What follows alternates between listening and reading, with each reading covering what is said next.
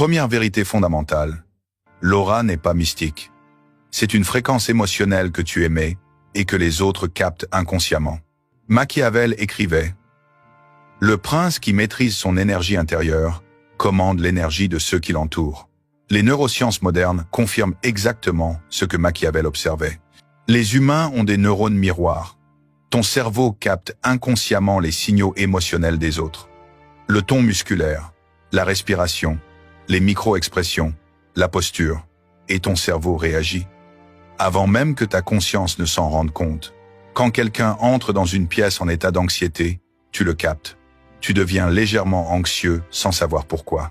Quand quelqu'un entre en état de confiance absolue, tu le captes aussi. Tu te redresses. Tu deviens plus attentif. L'aura, c'est ça. C'est l'état émotionnel dominant que tu projettes et qui contamine l'espace autour de toi.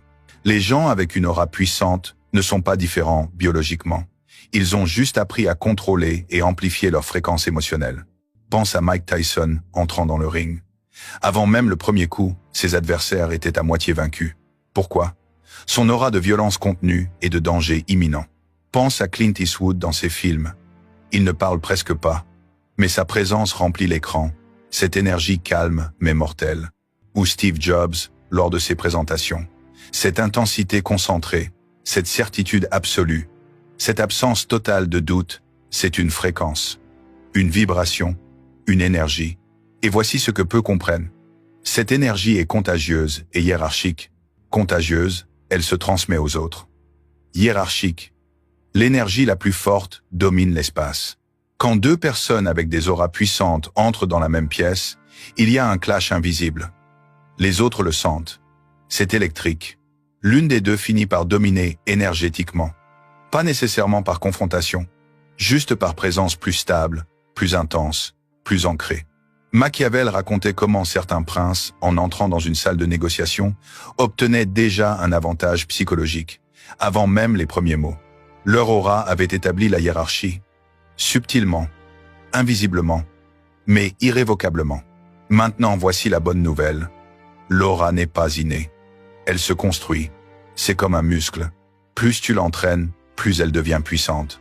Les 5 principes que tu vas découvrir sont les exercices précis pour développer ce muscle énergétique. Mais d'abord, tu dois comprendre que l'aura repose sur une base, la congruence. La congruence, c'est l'alignement parfait entre ce que tu penses, ce que tu ressens, ce que tu dis et ce que tu fais. Les gens faibles ont une dissonance interne. Ils pensent une chose, ressentent une autre, disent une troisième, font une quatrième. Cette dissonance crée une aura fragmentée, faible, confuse.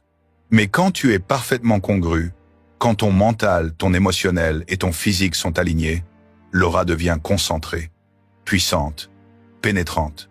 C'est le fondement. Maintenant,